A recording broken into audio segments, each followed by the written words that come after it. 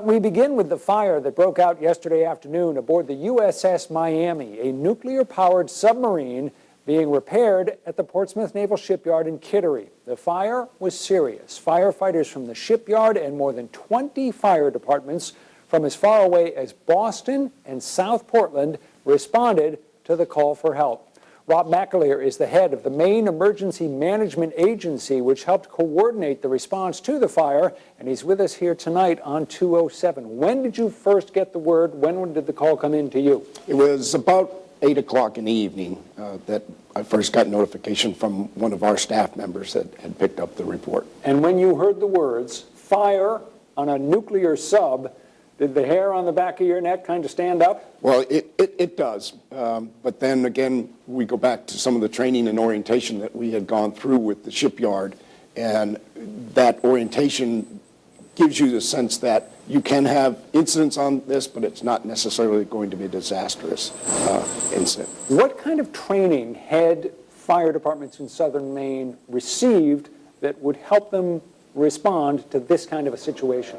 Well, certainly, I don't think any of them had been on board a nuclear submarine before. This was probably the first time that they had ever engaged in anything like this, either a submarine or a ship.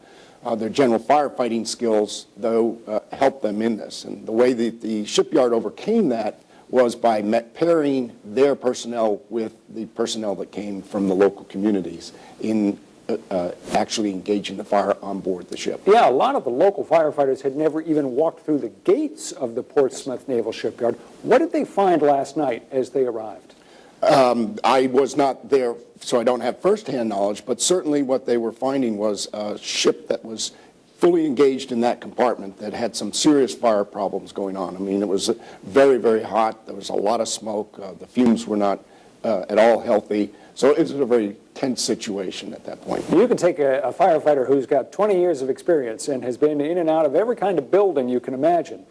It's nothing like the tight quarters of a submarine, I assume filled with smoke, other kinds of substances that you're not familiar with and may not be aware of whether they're safe or dangerous and so forth. It must have been an extraordinarily unsettling situation for these civilian firefighters. I have just the absolute utmost admiration. When I was down there looking at the submarine today, thinking what must have been going through their minds. Of course, it's dark out. Water's being poured onto the vessels. It's very hot.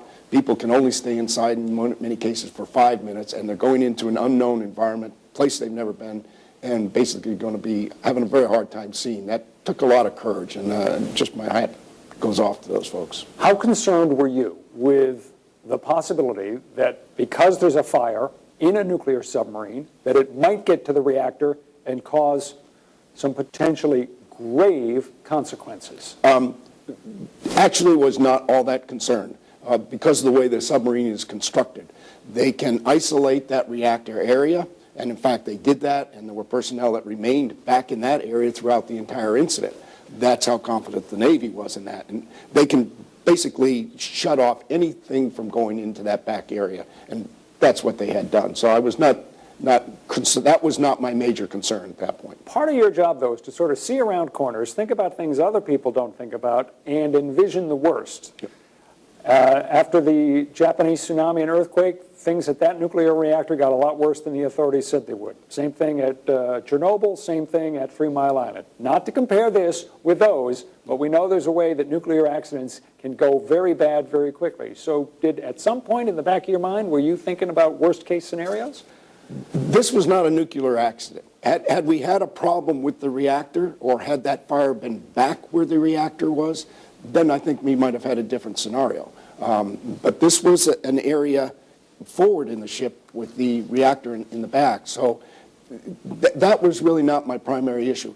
My concern was making sure that we could get enough resources to the Navy to assist them with this fire, and obviously hoping that none of our folks would get injured in fighting this fight. The fire was extinguished overnight. The Navy is now investigating everything, trying to figure out what happened, how extensive the damage is. They do say that it is extensive.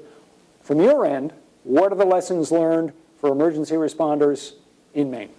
Well, I think one of the lessons we want to make sure is that we continue this outreach and education program so that if we if we're talking about the shipyard, if we do have another incident down there, that those firefighters will understand that you can have a fire on a nuclear ship and not have that nuclear piece working in your mind too much and be able to focus on that fire because there are ways to isolate that. So that's certainly one good thing.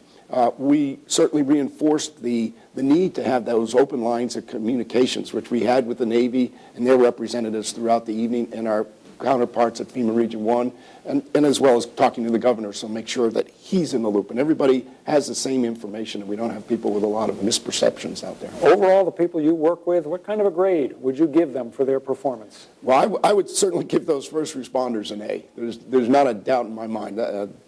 Just to go in there and keep going back in and knocking that fire down after been going for those many hours, there's not a doubt in my mind.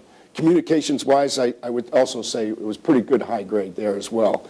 There was no attempt to downplay the event. It was recognized as a serious fire, and there was no attempt to sort of exclude the civilian side. In other words, we're the federal government, we'll take care of our own problem. They brought us in as partners from the very get-go. All right, Rob McAleer, I know you did not get much sleep last night and you had a long day again today. Thanks for coming in and talking with us. We very much appreciate it.